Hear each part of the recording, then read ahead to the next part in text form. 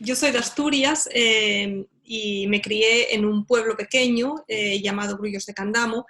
Tenía aproximadamente, cuando yo era niña, unos 150 habitantes, no creo que llegara siquiera a los 200, y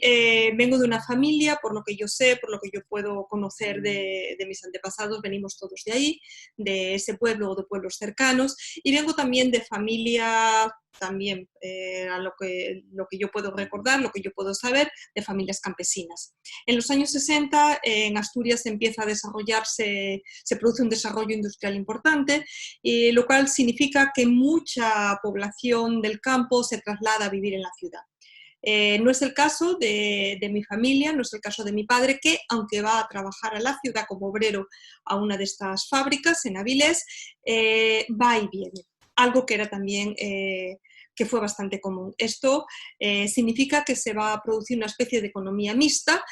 donde el principal ingreso de nuestras casas va a ser ese salario que procede del trabajo en la fábrica de nuestros padres, de mi padre en concreto como obrero, pero a la vez se ve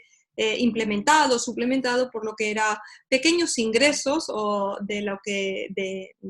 producción agrícola, de la producción en el campo. Cuento todo esto, bueno, ¿por qué? Pues porque ahora, con la edad que yo tengo y leyendo un poco lo que sería el texto de mi propia vida, me doy cuenta de que me ha tocado vivir siempre en una especie de espacio fronterizo, siendo quizá el primer espacio entre fronteras en el que perteneciendo a una familia tradicionalmente campesina, viviendo todavía en el campo, dependemos principalmente de los ingresos que proceden de la industria y de la ciudad. Cuando me toca estudiar el bachillerato,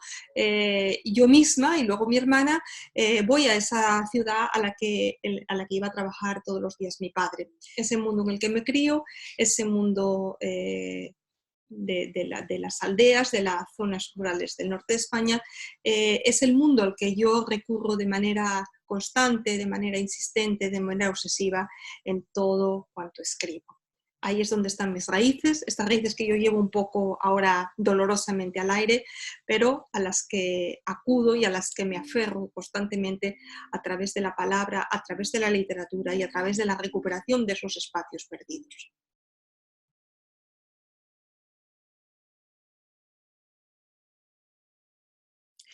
Recuerdo que mi primera fascinación con la palabra ocurre más o menos cuando yo tengo 11 o 12 años y ocurre en las aulas de esta escuela rural a la que yo voy, desde donde muchas veces yo veo pasar a mi padre con eh, un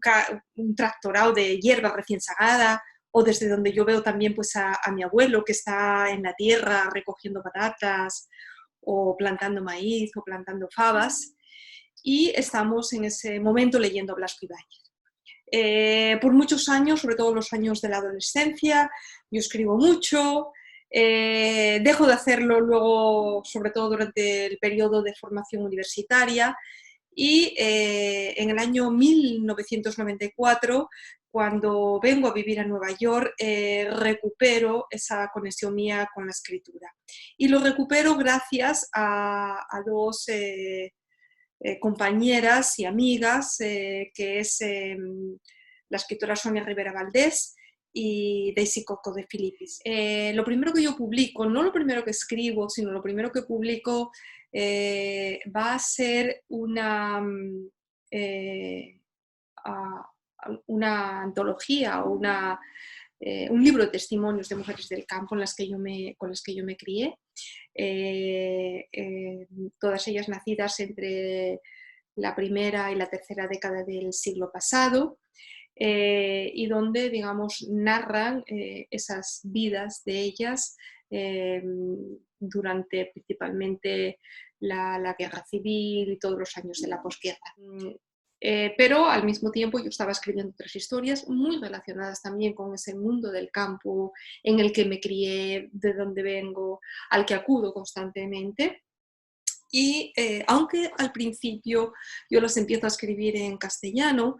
de pronto y supongo que muy influenciada por las historias que yo recogí de las mujeres, empieza a metérseme el asturiano, empiezo a escucharlas en asturiano y empiezo de una manera espontánea a escribir en asturiano, esa lengua en la que yo fui criada, esa lengua que yo había sido, muchos de mis compañeros habían tratado de dignificar, pero que yo pienso que si no fuera por esa distancia que me permitió el vivir fuera, es posible que yo nunca hubiera utilizado, nunca hubiera utilizado como lengua literaria, ¿no? Entonces el primer libro de ficción que yo escribo o que yo publico es el Panum Escaeceme, para que no se me olvide. Lo publica la editorial Trave en Asturias y representa, este libro son historias muy cercanas a la oralidad, en las que se cuenta, como decía, historias de 3 generaciones de mujeres. Las mujeres nacidas a principios del siglo XX, la generación de mi madre y de las mujeres de esa generación que nacen ya en plena dictadura, viven todo el franquismo, y luego la última generación a la que yo pertenezco.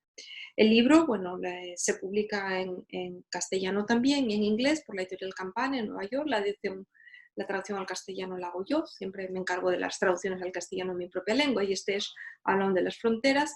Esta es otra de las fronteras de los espacios fronterizos en los que me ha tocado vivir, que es entre la frontera lingüística, ¿no? Primero el español y asturiano, y ahora viviendo en Nueva York el español y el inglés. El segundo libro, también muy relacionado con ese mundo del campo en el que yo me crío, es El día que nos llevaron al cine. Y luego, en el año 2001, nace mi primera hija, Jacinta. En el año 2004 nace Rosalba. Y cuando Jacinta tiene 4 años, 3, 4 años, yo me empiezo a dar cuenta de una manera, o sea, me siento fascinada por la manera que los niños tienen de interpretar el mundo, de contarlo. Me doy cuenta que es pura poesía, que es todo además una poesía original, sin ningún tipo de cliché, y yo digo, bueno, yo esto no lo puedo perder. Entonces yo tengo un poco yo creo que soy principalmente documentalista, porque siempre escribo historias que conozco, historias muy cercanas a mí,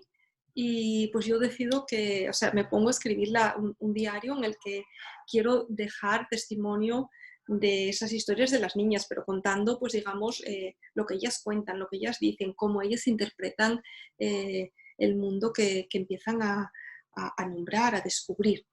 El diario está ahí. Algún día espero tener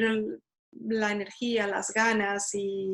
para organizarlo y bueno, ver qué pudiera publicarse de ese diario. Pero mientras tanto yo me he ido nutriendo de esas historias y han salido varios libros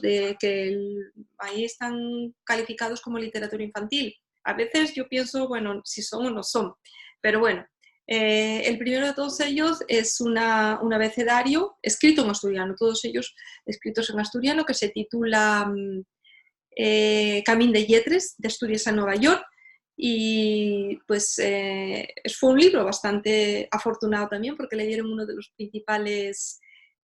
premios de literatura infantil en Asturias, que es el premio María Josefa Canellada en el año 2011. Después publicó una novela,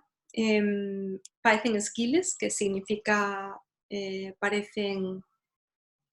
ardillas, y bueno, es una novela, no sé si es novela o no es novela porque yo decido que sea una novela, supongo que es lo más aproximado, porque no es una historia única, sino que hay unos personajes con una serie de vivencias desde el principio al final, que siempre son los mismos, y esta novela pues es la historia de estas niñas, que pudieran ser mis hijas o no, que van todos los años a pasar los veranos al pueblo de su madre, que pudiera ser yo o no, y bueno, iban contando esa vivencia de un verano en concreto, ¿no? El último libro que yo publiqué se titula, es también otro libro de historias de niños, Digo de niños porque, una vez más, no estoy tan segura yo a veces de que sean historias para niños, más bien tengo la impresión de que son historias de niños que pudieran ser lo que los niños nos contarían a los mayores, ¿no? Porque siempre es la voz de los niños, cómo ven los niños el mundo, cómo ven los niños la vida, cómo la interpretan y sobre todo cómo la cuentan, ¿no?